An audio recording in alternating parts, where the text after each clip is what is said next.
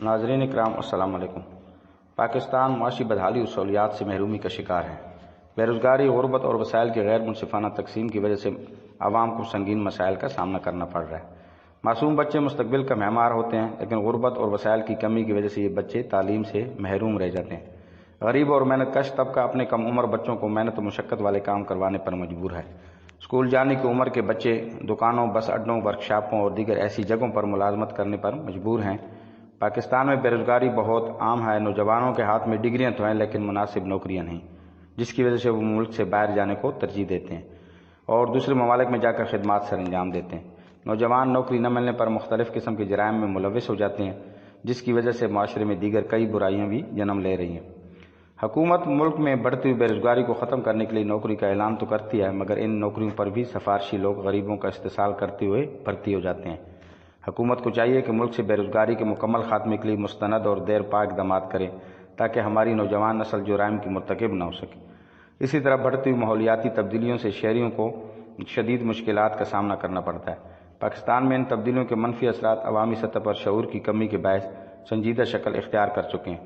خصوصاً شہری علاقوں میں جا بجا گندگی کے ڈھیر اور فضا میں دھواں چھوڑتی گاڑیاں صحت کے لیے مسائل پیدا کر رہی ہیں، جن میں دمہ، بلڈ پریشر، ملیریا، ڈینگی اور چکن گونیا کے علاوہ اب کورونا جیسی وائرل بیماریاں پھیلنے سے صحت عامہ کو شدید خطرہ لاحق ہو گیا۔ ملکی آبادی میں اضافہ، صنعتوں اور فیکٹریوں کے فضلے کو پروسیسنگ کے بغیر سمندر اور دریا میں بہانا، سڑکوں پر گاڑیوں کا دھواں، صفائی کا ناقص نظام اور درختوں کا بے دریغ کاٹا جانا، یہ وہ تمام عناصر ہیں جو ملک میں بڑھتی ہوئی ماحولیاتی آلودگی کا باعث بن رہے ہیں۔ مونسون کا موسم شروع ہوتے ہی سڑکوں پر پانی کھڑا ہونا اور گٹروں کے پانی کا گھروں میں داخل ہونا ایک معمول بن چکا ہے۔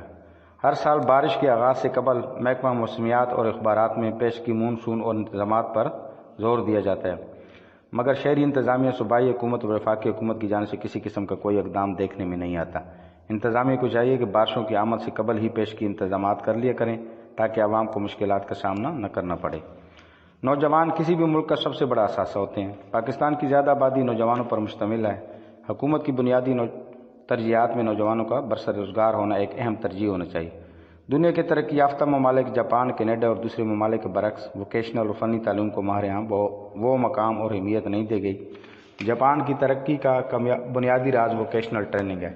کینیڈا میں ہنرمند افراد دوسری نوکریوں سے کئی گنا زیادہ کماتے ہیں، جبکہ ہمارے ہاں 3 سال کے ڈپلومے ہی کروائے جا رہے ہیں، جن کی اپنی اہمیت ہے، لیکن ترقی یافتہ دنیا نے 6 ماہ سے 1 سال تک کے کورسز سے نتائج حاصل کیے۔ ہمارے ہاں اس پر توجہ نہیں دی جا رہی ہے۔ حالانکہ بے روزگاری کی شرح اور مزدور کی کم از کم تنخواہ، جس میں ایک گھرانے کا گزارا تقریباً ناممکن ہے، ایسے افراد کے لیے شارٹ کورسز کسی بھی ترقی یافتہ ملک سے زیادہ اہمیت کے حامل ہیں۔ شارٹ کورسز کر کے ایک نوجوان عام مزدور کی تنخواہ سے 2 یا 3 گنا زیادہ کما لیتے ہیں۔ ہنرمندی کی تعلیم ہمارے معاشرے میں وہ مقام نہیں رکھتی جو دنیا کے ترقی یافتہ ممالک میں ہے۔ علاوہ ازیں پاکستان ایک ایسا ملک ہے جہاں گیس، کوئلہ، نمک اور تانبا کے بڑے بڑے ذخائر موجود ہیں، مگر ان کو بروئے کار نہیں لایا جاتا۔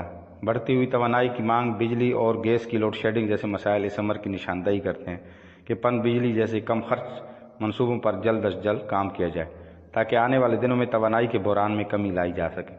لہذا ضرورت اس امر کی ہے کہ ارباب اختیار ایسے منصوبوں پر توجہ دیں جو عوام کی فلاح کے لیے ضروری ہیں، تاکہ عوام میں پائی جانے والی اضطرابی صورتحال کا ازالہ ممکن ہو۔ قرآن کریم انسان کو نظام کائنات پر غور و فکر کرنے کی بار بار دعوت دیتا ہے۔ کائنات کی ہر شے انسان کے لیے مسخر کر دی گئی ہے۔ مرد مومن دنیا کا غلام نہیں بن جاتا، بلکہ وہ دنیا کی ہر شے کو اپنا مطیع بنا لیتا ہے۔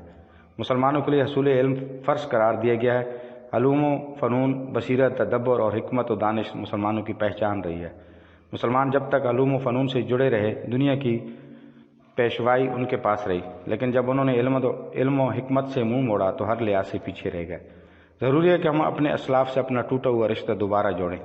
ہمیں صدیوں سے قائم دین و دنیا میں تفریق ختم کرنی ہوگی۔ سائنس و ٹیکنالوجی میں ترقی مسلمانوں کے لیے از حد ضروری ہے۔